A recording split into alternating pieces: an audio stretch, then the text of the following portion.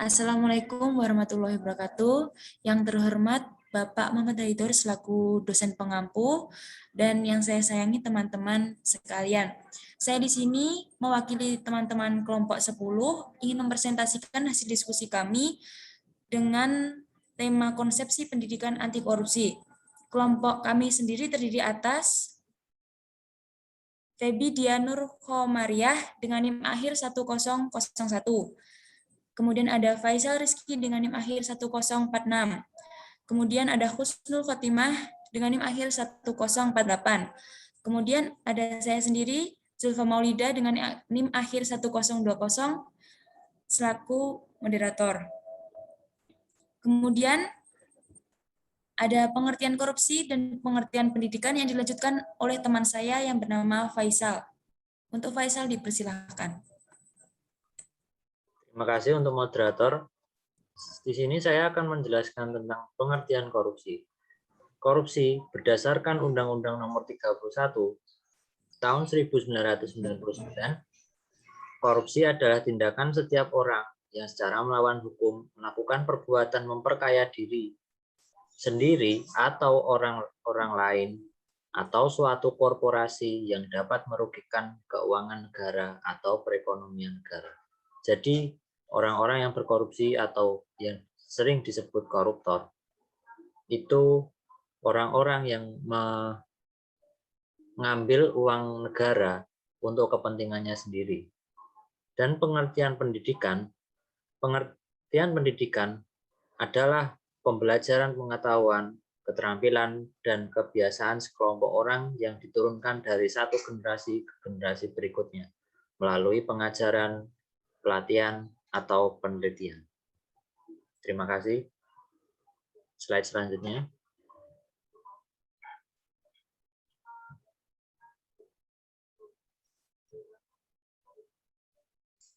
Untuk pengertian pendidikan anti korupsi, yaitu secara umum pendidikan anti korupsi diartikan sebagai pendidikan koreksi budaya yang bertujuan untuk mengenalkan cara berpikir dan nilai-nilai baru kepada peserta didik.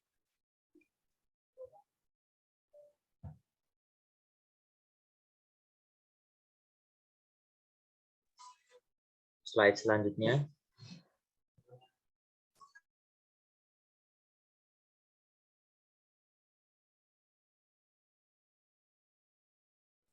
Kemudian adalah agama Islam membagi istilah korupsi dalam beberapa poin, yaitu riswah atau suap, serakah atau pencurian, algasi atau penipuan, dan yang terakhir adalah pengkhianatan.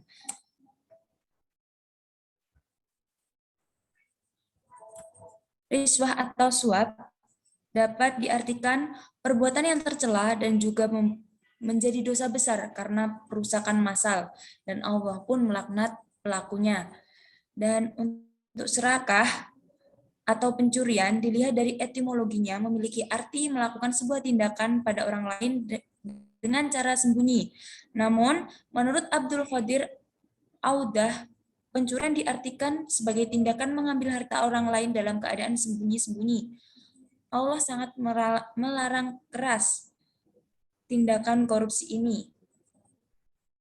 Dan yang keempat ada pengkhianatan. Pengkhianatan di sini merupakan sebuah tindakan yang berasal dari sikap yang tidak jujur. Dan ketiga hal tersebut adalah perbuatan tercela dan yang melakukannya akan mendapat dosa besar alias hukumannya haram. Kemudian, dasar hukum pendidikan anti korupsi menurut Islam dan menurut undang-undang. Yang pertama ada menurut Quran surat An-Nisa ayat 29, yang artinya, hai orang-orang yang beriman, janganlah kamu saling memakan harta sesamamu dengan jalan yang batil, kecuali dengan jalan perniagaan yang berlaku dengan suka sama suka di antara kamu. Dan janganlah kamu membunuh dirimu, sesungguhnya Allah adalah Maha Penyayang kepadamu. Dan kemudian ada surat Al-Baqarah ayat 188, yang artinya, dan janganlah kamu makan harta di antara kamu dengan jalan yang batil, dan janganlah kamu menyuap harta itu kepada para hakim, dengan maksud agar kamu dapat memakan sebagian harta orang lain itu dengan jalan dosa, padahal kamu mengetahuinya. Kemudian ada surat Al-Maidah ayat 42, yang artinya, mereka sangat suka mendengar berita bohong, banyak memakan makanan yang haram. Jika mereka orang Yahudi datang kepadamu, Muhammad, untuk meminta putusan, maka berilah putusan di antara mereka atau berpalinglah dari mereka. Dan jika engkau berpaling dari mereka, maka mereka tidak akan membahayakanmu sedikit pun. Kemudian ada Al-Maidah ayat 2, yang artinya, jangan sampai kebencianmu kepada suatu kaum karena mereka menghalang-halangimu dari Masjidil Haram, mendorongmu berbuat melampaui batas kepada mereka, dan tolong menolonglah kamu dalam mengerjakan kebajikan dan takwa, dan jangan tolong menolong dalam berbuat dosa dan permusuhan. Yang terakhir ada Quran surat Al-Anfal ayat 25, yang artinya, dan peliharalah dirimu dari siksaan yang tidak hanya menimpa orang-orang yang zalim saja di antara kamu. Ketahuilah bahwa Allah sangat keras siksanya. Kemudian untuk dasar hukum korupsi sendiri, dalam undang-undang terdapat Undang-Undang Nomor 31 Tahun 1999 tentang pemberantasan tindak pidana korupsi, sebagaimana yang telah dirubah dengan Undang-Undang Nomor 20 Tahun 2001 tentang perubahan atas Undang-Undang Nomor 31 Tahun 1999 tentang pemberantasan tindak pidana korupsi.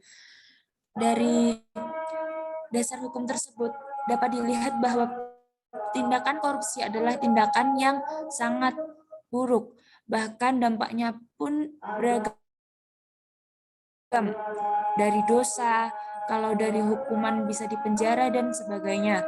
Kemudian Allah sangat melarang perbuatan tindak pidana korupsi ini, karena dalam tindak pidana korupsi, orang yang melakukan korupsi telah mengambil hak dari orang yang seharusnya mendapatkan harta-harta tersebut.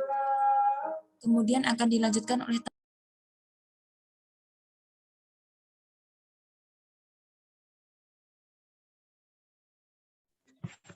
Ya, baik.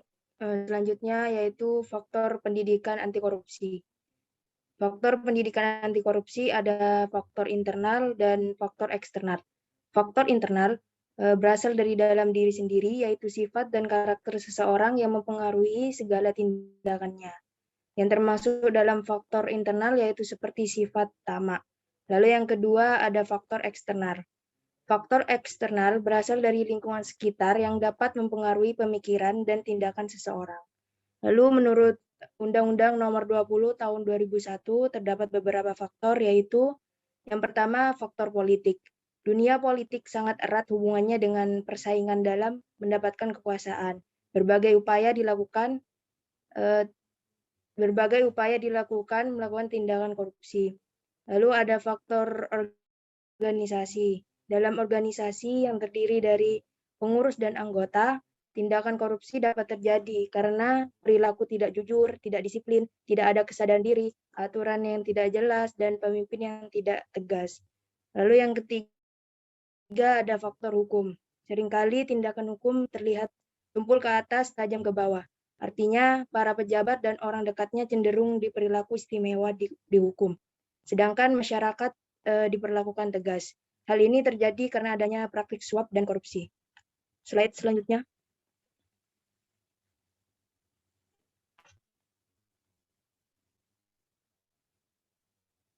Selanjutnya ada dampak pendidikan anti korupsi.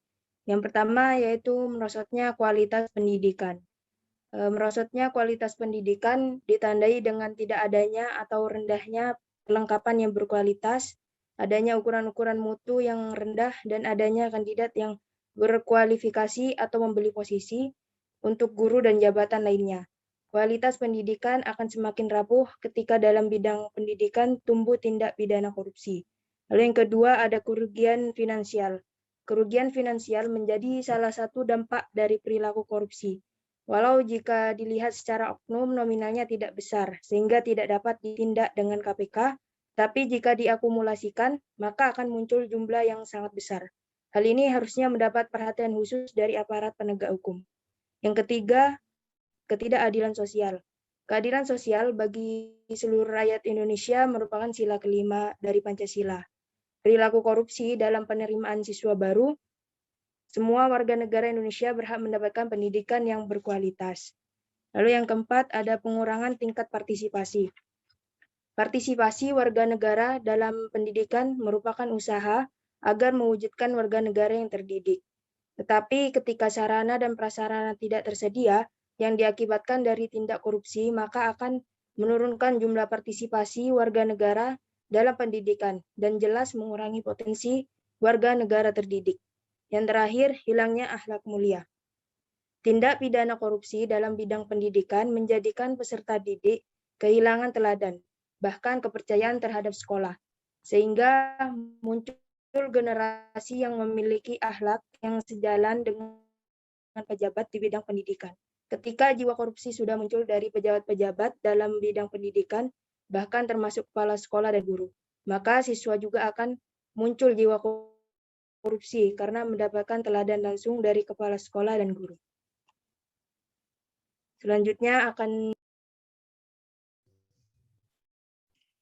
nilai-nilai pendidikan anti korupsi.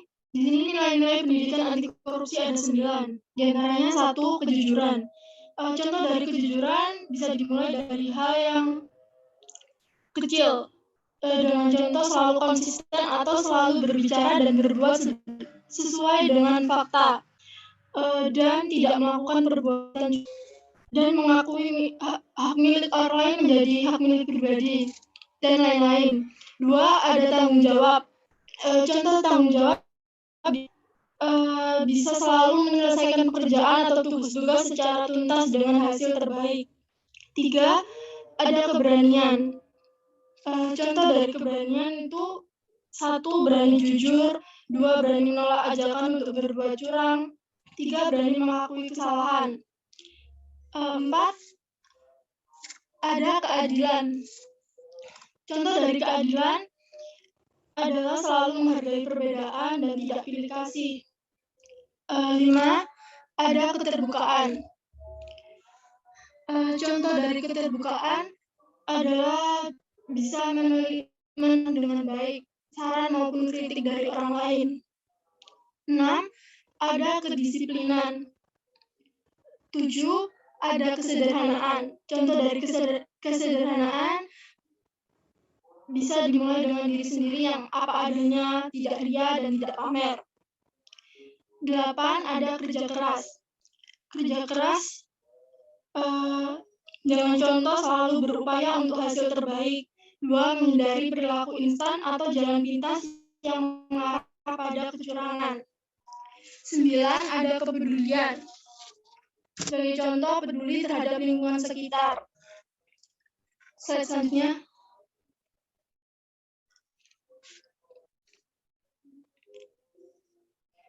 Pencegahan pendidikan anti korupsi.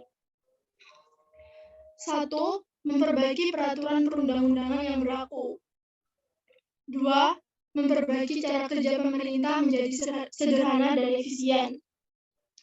3, memisahkan secara tegas kepemilikan negara dan kepemilikan pribadi serta memberikan aturan yang jelas tentang penggunaan fasilitas negara.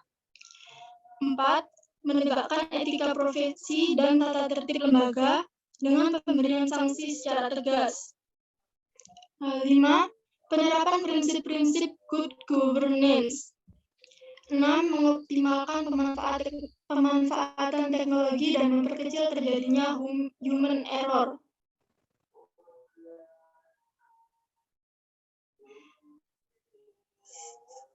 Sekian.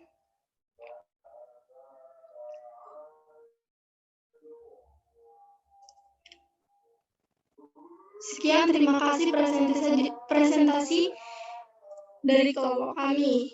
Selanjutnya akan dilanjutkan oleh moderator kelompok.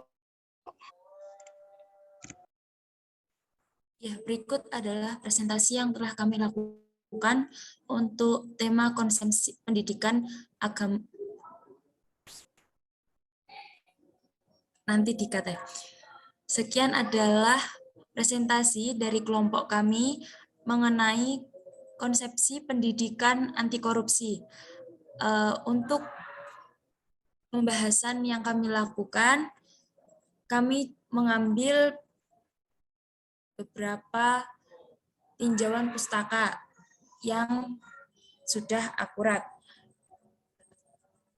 Sekian presentasi dari kami. Apabila ada kekurangan, kami mohon maaf yang sebesar-besarnya karena kesempurnaan hanya milik Allah semata. Wabillahi taufik walhidayah. Wassalamualaikum warahmatullahi wabarakatuh. Untuk sesi tanya jawab akan kami buka setelah materi ini disampaikan.